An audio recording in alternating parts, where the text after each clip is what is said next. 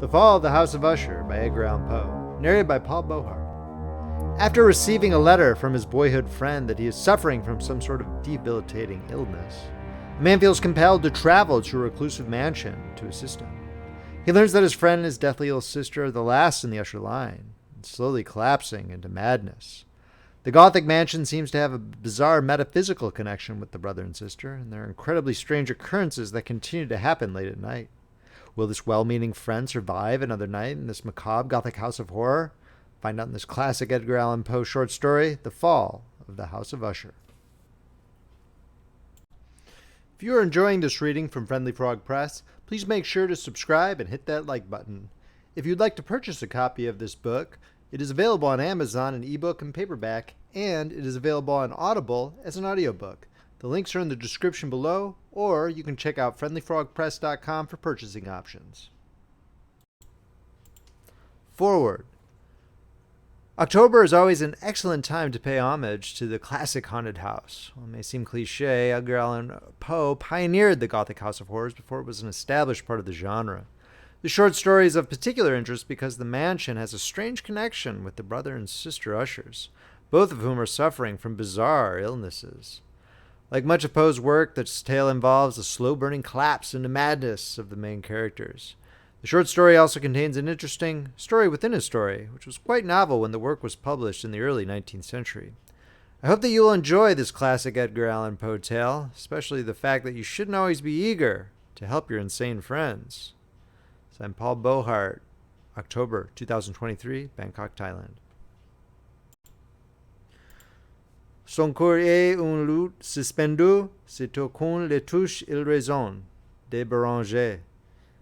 His heart is a tightened lute. As soon as one touches it, it echoes. The Fall of the House of Usher by Edgar Allan Poe, narrated by Paul Beauheart. During the whole of a dull, dark, and soundless day in the autumn of the year, when the clouds hung oppressively low in the heavens, I had been passing alone on horseback through a singularly dreary tract of country, and at length found myself, as the shades of the evening drew on, within view of the melancholy House of Usher.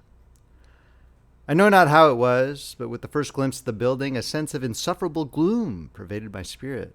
I say insufferable, for the feeling was unrelieved by any of that half-pleasurable, because poetic sentiment, with which the mind usually receives even the sternest natural images of the desolate, are terrible. I looked upon the scene before me, upon the mere house and the simple landscape features of the domain, upon the bleak walls, upon the vacant eye-like windows, upon a few rank sedges, and upon a few white trunks of decayed trees, with another depression of soul which I can compare to no earthly sensation more properly than to the after-dream of the reveler upon opium, the bitter lapse into everyday life, the hideous dropping off of the veil. There was an iciness, a sinking of the heart, an unredeemed dreariness of thought which no goading of the imagination could torture into aught of the sublime. What was it, I paused to think, what was it that so unnerved me in the contemplation of the House of Usher? It was a mystery all insoluble, nor could I grapple with the shadowy fancies that crowded upon me as I pondered. I was forced to fall back upon the unsatisfactory conclusion that while, beyond doubt, there are combinations of very simple natural objects which have the power of thus affecting us, still the analysis of this power lies among considerations beyond our depth. It was possible, I reflected, that a mere different arrangement of the particulars of the scene, of the details of the picture, would be sufficient to modify or perhaps to annihilate its capacity for sorrowful impression, and, acting upon this idea, I reined my horse to the precipitous brink of a black and lurid tarn that lay in unruffled luster by the dwelling, and gazed down, but with a shudder even more thrilling than before, upon the remodeled and inverted images of the grey sedge, and the ghastly tree stems, and the vacant and eye-like windows. Nevertheless, in this mansion of gloom, I now proposed to myself a sojourn of some weeks. Its proprietor, Roderick Usher, had been one of my boon companions in boyhood, but many years had elapsed since our last meeting. A letter, however, had lately reached me in a distant part of the country, a letter from him, which in its wildly importunate nature had admitted of no other than a personal reply. The manuscript gave evidence of nervous agitation. The writer spoke of acute bodily illness, of a mental disorder which oppressed him, and of an earnest desire to see me, as his best and indeed his only personal friend, with the view of attempting, by the cheerfulness of my society, some alleviation of his malady. It was the manner in which all this and much more was said. It was the apparent heart that went with his requests, which allowed me no room for hesitation, and I accordingly obeyed forthwith what I still considered a very singular summons. Although, as boys, we had been even intimate associates, yet I really knew little of my friend. His reserve had always been excessive and habitual. I was aware, however, that this very ancient family had been noted, time out of mind, for a peculiar sensibility of temperament, displaying itself through long ages in many works of exalted art, and manifested of late in repeated deeds of munificent yet unobtrusive charity, as well as in a passionate devotion to the intricacies, perhaps even more than to the orthodox and easily recognizable beauties of musical science. I had learned, too, the very remarkable fact that the stem of the Usher race, all time-honored as it was, had put forth at no period any enduring branch. In other words, that the entire family lay in the direct line of descent, and had always, with very trifling and very temporary variation, so lain. It was this deficiency I considered while running over in thought the perfect keeping of the character of the premises with the accredited character of the people, and while speculating upon the possible influence which the one, in the long lapse of centuries, might have exercised upon the other.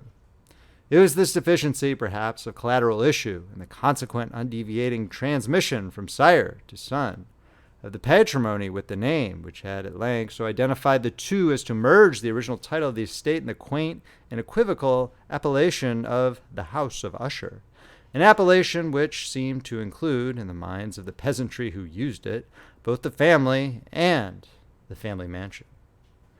I have said that the sole effect of my somewhat childish experiment, that of looking down within the tarn, had been to deepen the first singular impression.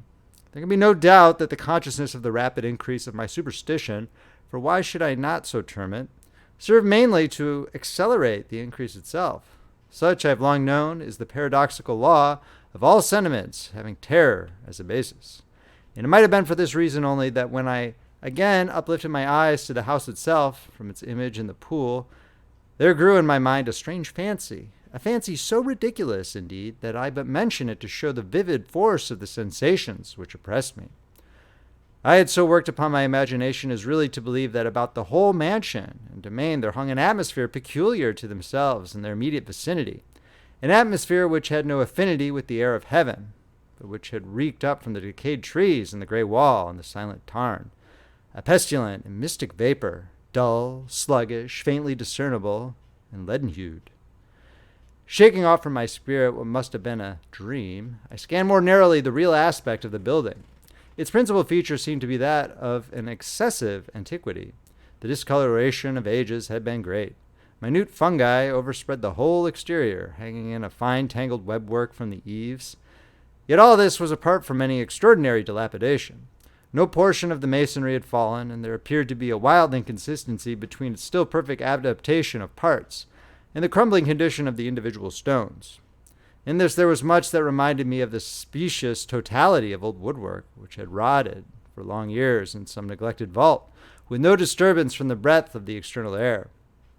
Beyond this indication of extensive decay, however, the fabric gave little token of instability. Perhaps the eye of a scrutinizing observer might have discovered a barely perceptible fissure, which, extending from the roof of the building in front, made its way down the wall in a zigzag direction, until it became lost in the sullen waters of the tarn. Noticing these things, I rode over a short causeway to the house. A servant in waiting took my horse, and I entered the Gothic archway of the hall. A valet of stealthy step thence conducted me in silence through many dark and intricate passages in my progress to the studio of his master. Much that I encountered on the way contributed, I know not how, to heighten the vague sentiments of which I had already spoken. While the objects around me, while the carvings of the ceilings, the somber tapestries of the walls, the ebony blackness of the floors, and the phantasmagoric armorial trophies which rattled as I strode, were but matters to which, or to such as which, I had been accustomed from my infancy. While I hesitated not to acknowledge how familiar was all this, I still wondered to find how unfamiliar were the fancies which ordinary images were stirring up. On one of the staircases, I met the physician of the family. His countenance, I thought, wore a mingled expression of low cunning and perplexity. He accosted me with trepidation and passed on. The valet now threw open a door and ushered me into the presence of his master. The room in which I found myself was very large and lofty. The windows were long, narrow, and pointed, and at so vast a distance from the black oaken floor as to be altogether inaccessible from within. Feeble gleams of crimson light made their way through the trellised panes and served to render sufficiently distinct the more prominent objects around. The eye, however, struggled in vain to reach the remoter angles of the chamber, or the recesses of the vaulted and fretted ceiling. Dark draperies hung upon the walls. The general furniture was profuse, comfortless, antique, and tattered.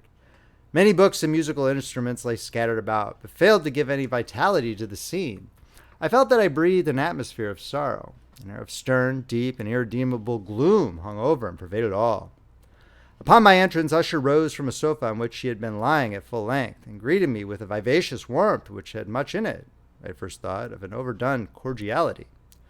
Of the constrained effort of the ennuyé man of the world, a glance, however, at his countenance convinced me of his perfect sincerity. We sat down, and for some moments, while he spoke not, I gazed upon him with a feeling half of pity, half of awe. Surely man had never before so terribly altered in so brief a period as had Roderick Usher. It was with difficulty that I could bring myself to admit the identity of the man being before me with the companion of my early boyhood. Yet the character of his face had been at all times remarkable.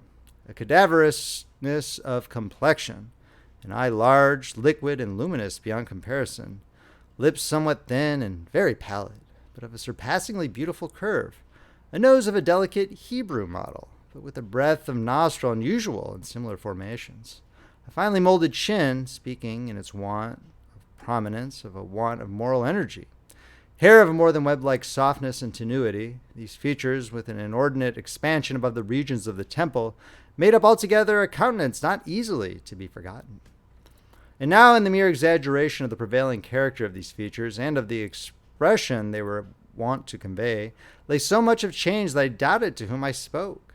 The now ghastly pallor of the skin and the now miraculous luster of the eye, above all things, startled and even awed me. The silken hair, too, had been suffered to grow all unheeded, as in its wild gossamer texture it floated rather than fell about the face. I could not, even with effort, connect its arabesque expression with any idea of simple humanity. In the manner of my friend, I was at once struck with an incoherence, an inconsistency, and I soon found this to arise from a series of feeble and futile struggles to overcome an habitual trepidancy and excessive nervous agitation. For something of this nature I had indeed been prepared, no less by his letter than by reminiscences of certain boyish traits, and by conclusions deduced from his peculiar physical conformation and temperament. His action was alternately vivacious and sullen. His voice varied rapidly from a tremulous indecision, when the animal spirit seemed utterly in abeyance, to that species of energetic concision, that abrupt, weighty, unhurried, and hollow-sounding enunciation, that leaden, self-balanced, and perfectly modulated guttural utterance, which may be observed in the lost drunkard, or the irreclaimable eater of opium, during the periods of his most intense excitement. It was thus that he spoke of the object of my visit, of his earnest desire to see me, and of the solace he expected me to afford him. He entered at some length into what he conceived to be the nature of his malady. It was, he said, a constitutional and a family evil, and one for which he despaired to find a remedy, a mere nervous affection, he immediately added, which would undoubtedly soon pass off. It displayed itself in a host of unnatural sensations. Some of these, as he detailed them, interested and bewildered me, although perhaps the terms and the general matter of the narration had their weight. He suffered much from a morbid acuteness of the senses. The most insipid food was alone endurable. He could wear only garments of certain texture. The odors of all flowers were oppressive. His eyes were tortured by even a faint light.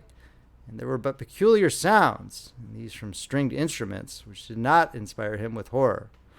To an anomalous species of terror I found him a bounden slave. "I shall perish," said he. "I must perish in the deplorable folly. Thus, and not otherwise shall I be lost. I dread the events of the future, not in themselves, but in their results. I shudder at the thought of any, even the most trivial incident, which may operate upon this intolerable agitation of soul. I have indeed no abhorrence of danger except in its absolute effect and terror. In this unnerved, in this pitiable condition, I feel that the period will sooner or later arrive when I must abandon life and reason together in some struggle with the grim phantasm, fear. I learned, moreover, at intervals, and through broken and equivocal hints, another singular feature of his mental condition. He was enchained by certain superstitious impressions in regard to the dwelling which he tenanted, and whence, for many years, he had never ventured forth. In regard to an influence whose suppositions, forces, were conveyed in terms too shadowy here to be restated. An influence which some peculiarities in the mere form and substance of his family mansion had, by dint of long sufferance, he said, obtained over his spirit, an effect which the physique of the grey walls and turrets, and of the dim tarn into which they all looked down, had, at length, brought about upon the morale of his existence. He admitted, however, although with hesitation, that much of the peculiar gloom which thus afflicted him could be traced to a more natural and far more palpable origin, to the severe and long-continued illness, indeed to the evidently approaching dissolution of a tenderly beloved sister, his sole companion for long years, his last and only relative on earth. Her decease, he said with a bitterness which I can never forget, would leave him the hopeless and the frail, the last of the ancient race of the Ushers. While he spoke, the Lady Madeline, for so was she called, passed slowly through a remote portion of the apartment, and without having noticed my presence, disappeared. I regarded her with an utter astonishment, not unmingled with dread, yet I found it impossible to account for such feelings. A sensation of stupor oppressed me as my eyes followed her retreating steps. When a door at length closed upon her, my glance sought instinctively and eagerly the countenance of the brother, but he had buried his face in his hands, and I could only perceive that a far more than ordinary wanness had overspread the emaciated fingers through which trickled many passionate tears. The disease of the Lady Madeline had long baffled the skill of her physicians. A settled apathy, a gradual wasting away of the person, and frequent, although transient affections of a partially cataleptical character were the unusual diagnosis. Hitherto she had steadily borne up against the pressure of her malady, and had not betaken herself finally to bed. But on the closing in of the evening of my arrival at the house, she succumbed, as her brother told me at night with inexpressible agitation, to the prostrating power of the destroyer. And I learned that the glimpse I had obtained of her person would thus probably be the last I should obtain, that the lady, at least while living, would be seen by me no more. For several days ensuing, her name was unmentioned by either Usher or myself. And during this period I was busied in earnest endeavors to alleviate the melancholy of my friend. We painted and read together, or I listened, as if in a dream, to the wild improvisations of his speaking guitar. And thus, as a closer and still closer intimacy admitted me more unreservedly into the recesses of his spirit, the more bitterly did I perceive the futility of all attempt at cheering a mind from which darkness, as if an inherent positive quality, poured forth upon all objects of the moral and physical universe, in one unceasing radiation of gloom. I shall ever bear about me a memory of the many solemn hours I thus spent alone with the master of the House of Usher. Yet I should fail in any attempt to convey an idea of the exact character of the studies or of the occupations in which he involved me or led me the way. An excited and highly distempered ideality threw a sulphurous luster over all. His long improvised dirges will ring forever in my ears. Among other things, I hold painfully in mind a certain singular perversion and amplification of the wild air of the last waltz of Van Weber, from the paintings over which his elaborate fancy brooded, and which grew, touch by touch, into vagueness at which I shuddered the more thrillingly because I shuddered knowing not why. From these paintings, vivid as their images now are before me, I would in vain endeavor to adduce more than a small portion which should lie within the compass of merely written words. By the utter simplicity, by the nakedness of his designs, he arrested and overawed attention. If ever mortal painted an idea, that mortal was Roderick Usher. For me, at least, in the circumstances then surrounding me, there arose out of the pure abstractions which the hypochondriac contrived to throw upon his canvas an intensity of intolerable awe, no shadow of which felt I ever yet in the contemplation of the certainly glowing yet too concrete reveries of Fuseli. One of the phantasmagoric conceptions of my friend, partaking not so rigidly of the spirit of abstraction, may be shadowed forth, although feebly, in words. A small picture presented the interior of an immensely long and rectangular vault or tunnel with low walls, smooth, white, without interruption or device. Certain accessory points of the design served well to convey the idea that this excavation lay at an exceeding depth below the surface of the earth. No outlet was observed in any portion of its vast extent, and no torch or other artificial source of light was discernible. Yet a flood of intense rays rolled throughout, and bathed the whole in a ghastly and inappropriate splendor. I've just spoken of that morbid condition of the auditory nerve which rendered all music intolerable to the sufferer, with the exception of certain effects of stringed instruments. It was perhaps the narrow limits to which he thus confined himself upon the guitar which gave birth, in great measure, to the fantastic character of the performances. But the fervid facility of his impromptus could not be so accounted for. They must have been and were in the notes, as well as in the words of his wild fantasias, for he not unfrequently accompanied himself with rhyme verbal improvisations. The result of that intense mental collectedness and concentration to which I have previously alluded is observable only in particular moments of the highest artificial excitement. The words of one of these rhapsodies I have easily remembered.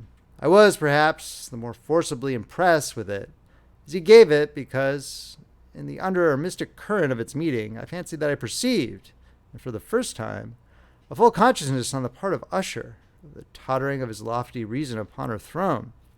The verses, which were entitled The Haunted Palace, ran very nearly, not accurately, thus. 1. In the greenest of our valleys, by good angels tenanted, once a fair and stately palace, radiant palace reared its head. In the monarch's thought's dominion it stood there. Never seraph spread a pinion over fabric half so fair. 2. Banners yellow, glorious golden, on its roof did float and flow. All this was in the olden time long ago. And every gentle air that dallied in that sweet day, along the ramparts plumed and pallid, a winged odor went away. 3. Wanderers in that happy valley through two luminous windows saw spirits moving musically to a lute's well-tuned law. Round about a throne were sitting Porphyrogene. In state his glory well befitting, the roof of the realm was seen. 4. In all with pearl and ruby glowing was the fair palace door, through which came flowing, and sparkling evermore a troop of echoes whose sweet duty was but to sing, in voices of surpassing beauty, the wit and wisdom of their king. 5. But evil things in robes of sorrow assailed the monarch's high estate. Ah, let us mourn, for ever morrow shall dawn upon him desolate. And round about his home the glory that blushed and bloomed is but a dim remembered story of the old time entombed. 6. And travelers now within that valley through the red-litten windows see vast forms that move fantastically to a discordant melody, while like a rapid ghastly river through the pale door a hideous throng rush out forever and laugh but smile no more.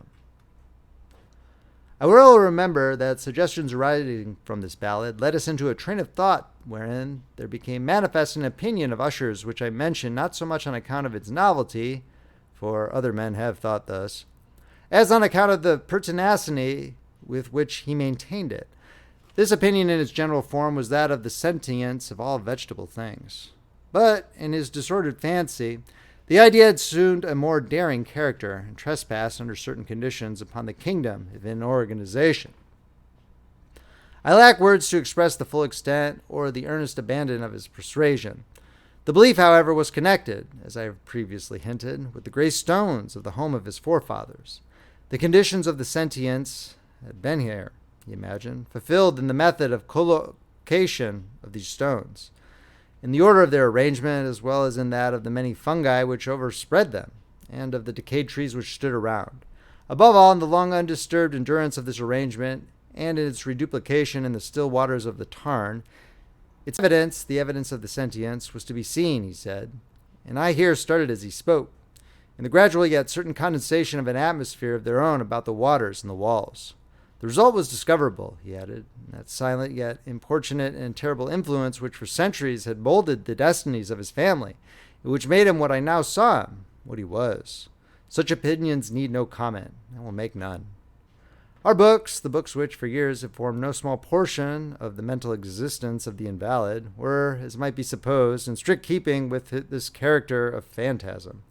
We pored together over such works as the Verve Chartreuse of Grisset, the Belphegor of Machiavelli, the Heaven and Hell of Swedenborg, the Subterranean Voyage of Nicholas Klim by Holberg, the Chiromancy of Robert Flood, of Jean d'Angely, and of De la Chambre, the Journey into the Blue Distance of Tieck, and the City of the Sun by Campanella. Our favorite volume was a small octavo edition of De Directorium Inquisitorum by the Dominican Emeric de Giron. And there were passages in Pomponius Mela about the old African satyrs and hogapins, over which Ulster would sit dreaming for hours. His chief delight, however, was found in the perusal of an exceedingly rare and curious book in quarto Gothic, the Manual of a Forgotten Church, the Vigiliae Mortuorum Secundum Coram Ecclesiae Megotinae. I cannot help thinking of the wild ritual of this work, and of its probable influence upon the hypochondriac when, one evening, having informed me abruptly that the Lady Madeline was no more, he stated his intention of preserving her corpse for a fortnight, previously to its final interment, in one of the numerous vaults within the main walls of the building.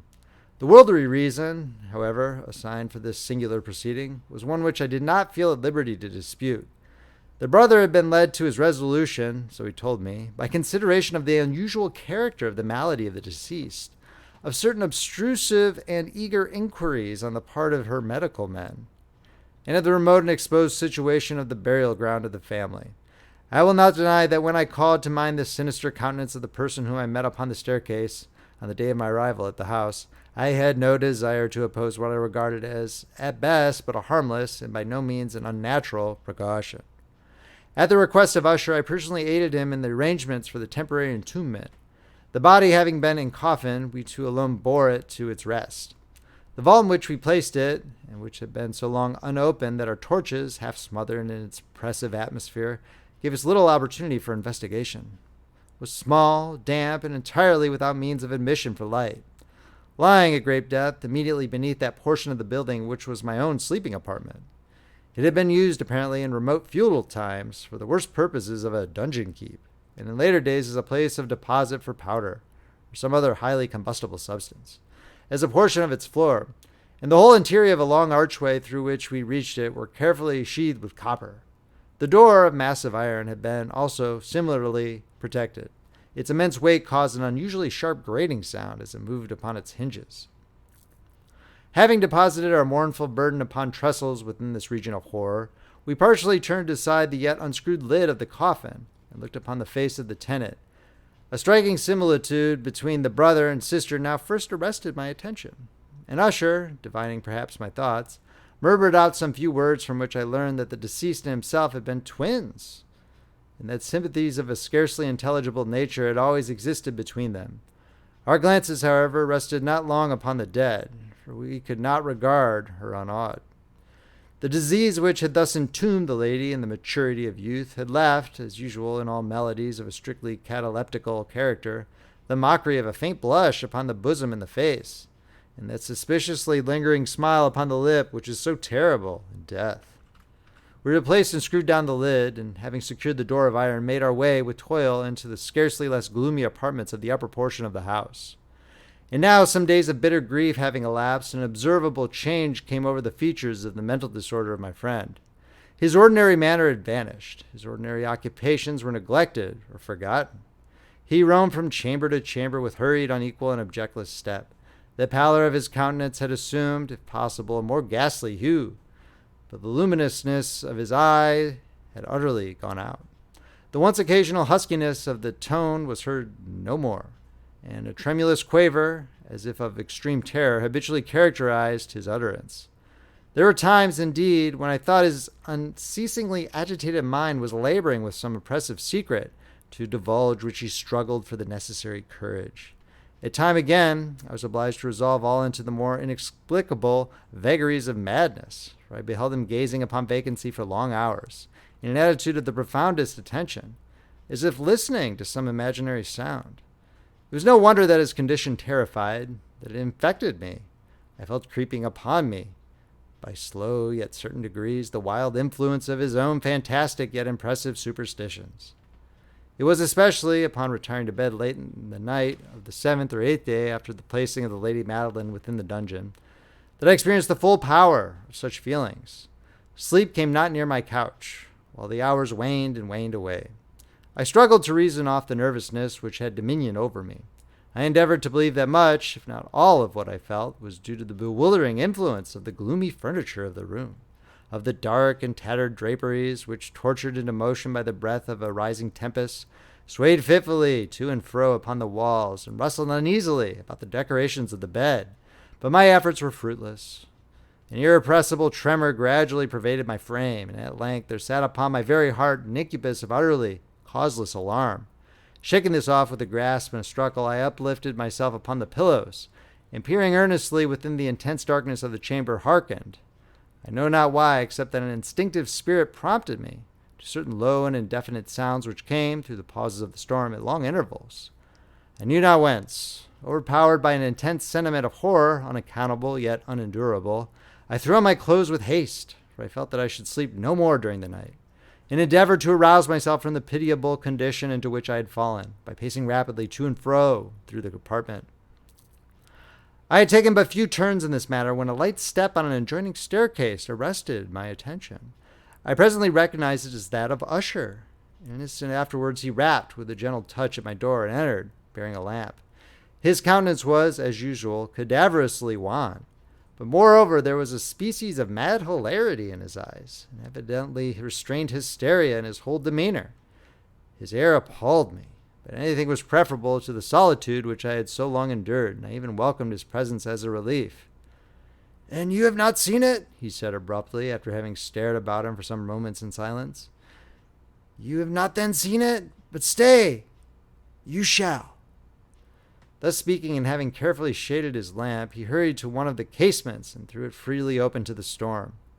The impetuous fury of the entering gust nearly lifted us from our feet.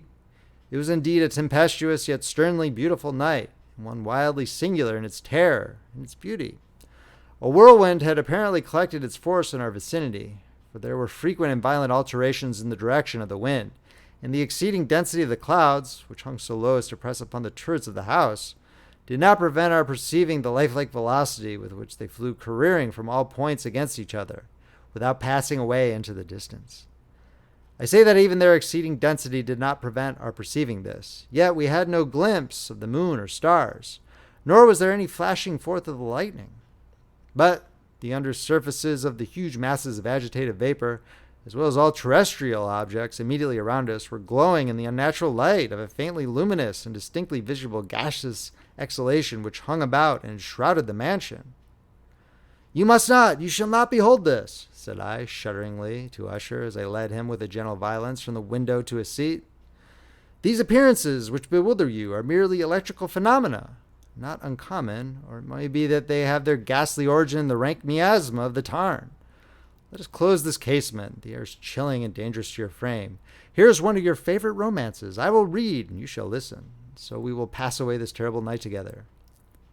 The antique volume which I had taken up was the Mad Tryst of Sir Launcelot Canning, but I called it a favorite of Usher's more in sad jest than in earnest. For in truth there is little in its uncouth and unimaginative prolixity which could have had interest for the lofty and spiritual ideality of my friend. It was, however, the only book immediately at hand, and I indulged a vague hope that the excitement which now agitated the hypochondriac might find relief, for the history of mental disorder is full of similar anomalies, even in the extremeness of the folly which I should read. Could I have judged, indeed, by the wild over-restrained air of vivacity with which he hearkened, or apparently hearkened, to the words of the tale, I might well have congratulated myself upon the success of my design. I had arrived at that well-known portion of the story where Ethelred, the hero of the tryst, having sought in vain for peaceable admission into the dwelling of the hermit, proceeds to make good an entrance by force. Here, it will be remembered, the words of the narrative run thus. "And Ethelred, who is by nature of a doughty heart, who was now mighty withal, on account of the powerfulness of the wine which he had drunken, waiting no longer to hold parley with the hermit, who in sooth was of an obstinate and maliceful turn, but feeling the rain upon his shoulders and fearing the rising of the tempest, uplifted his mace outright. With blows made quickly room in the plankings of the door for his gauntleted hand. And now pulling therewith sturdily, he so cracked and ripped and tore all asunder that the noise of the dry and hollow-sounding wood alarmed and reverberated throughout the forest. At the termination of this sentence, I started and for a moment paused, for it appeared to me, although I at once concluded that my excited fancy had deceived me, it appeared to me that from some very remote portion of the mansion there came indistinctly to my ears, which might have been, in its exact similarity of character, the echo, but a stifled and dull one certainly, of the very cracking and ripping sound which Sir Lancelot had so particularly described. It was, beyond doubt, the coincidence alone which had arrested my attention. For amid the rattling of the sashes of the casements and the ordinary commingled noises of the still increasing storm, the sound in itself had nothing, surely, which could have interested or disturbed me. I continued the story. But the good champion Ethelred, now entering within the door, was sore enraged and amazed to perceive no signal of the maliceful hermit, but in the stead thereof a dragon of a scaly and prodigious demeanour, and of a fiery tongue, which sat in guard before a palace of gold, with a floor of silver, and upon the wall there hung a shield of shining brass, with this legend enwritten: Who entereth herein a conqueror hath been, who slayeth the dragon, the shield he shall win. And Ethelred uplifted his mace and struck upon the head of the dragon, which fell before him, and gave up his pesty breath, with a shriek so horrid and harsh, and withal so piercing, that Ethelred had feigned to close his ears with his hands against the dreadful noise of it, the like whereof was never before heard. Here again I paused abruptly, now with a feeling of wild amazement, for there could be no doubt whatever that, in this instance, I did actually hear. Although from what direction it proceeded, I found it impossible to say.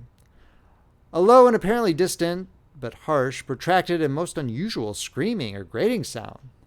The exact counterpart of what my fancy had already conjured up for the dragon's unnatural shriek as described by the romancer.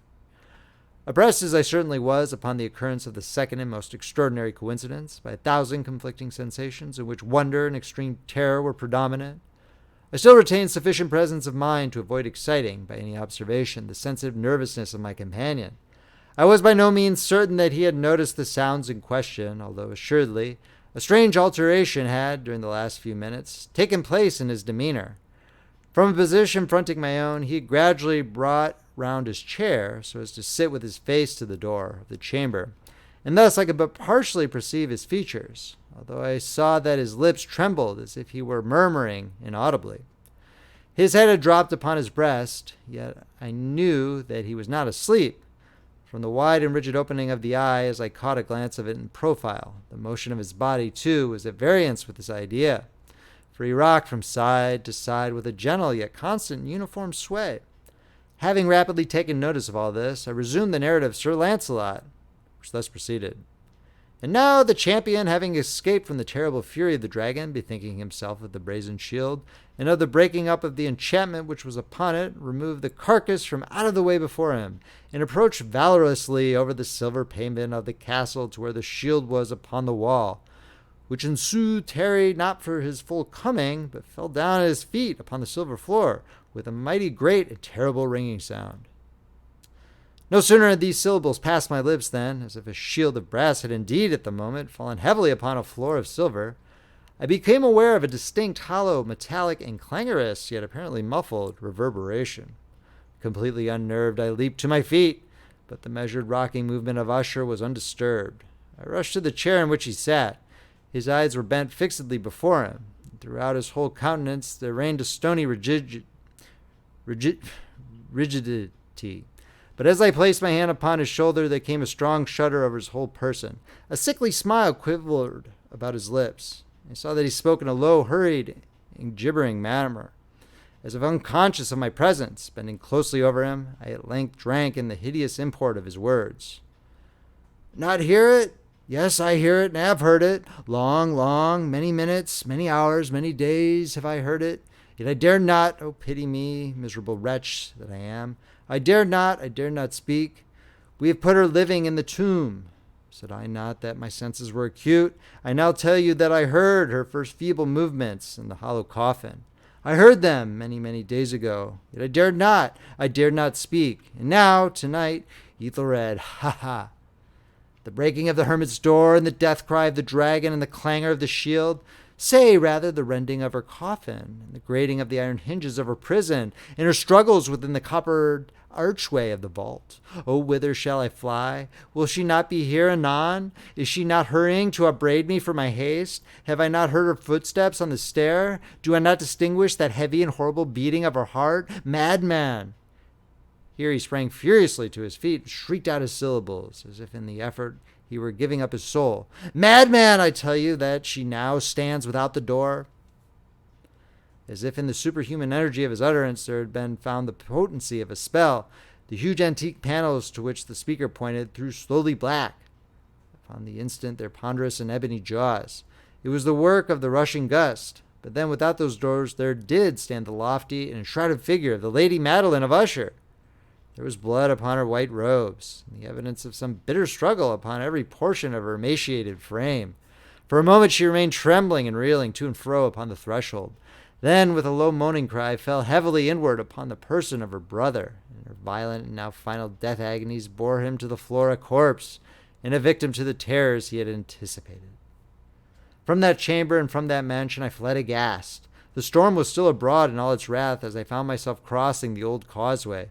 Suddenly there shot along the path a wild light, and I turned to see whence a gleam so unusual could have issued, for the vast house and its shadows were alone behind me. The radiance was that of the full setting and blood-red moon, which now shone vividly through that once barely discernible fissure of which I have before spoken as extending from the roof of the building in a zigzag direction to the base. While I gazed, this fissure rapidly widened. There came a fierce breath of the whirlwind. The entire orb of the satellite burst at once upon my sight. My brain reeled as I saw the mighty walls rushing asunder. There was a long, tumultuous shouting sound like the voice of 1,000 waters. And the deep and dank tarn at my feet closed sullenly and silently over the fragments of the House of Usher. The end. If you enjoyed this reading, please make sure to subscribe, hit that like button, and check out friendlyfrogpress.com, where you can see where our collection of ebooks, paperbacks, and audiobooks are available. Friendly Frog Press, where the classics come alive. This is Paul Beauheart, signing off.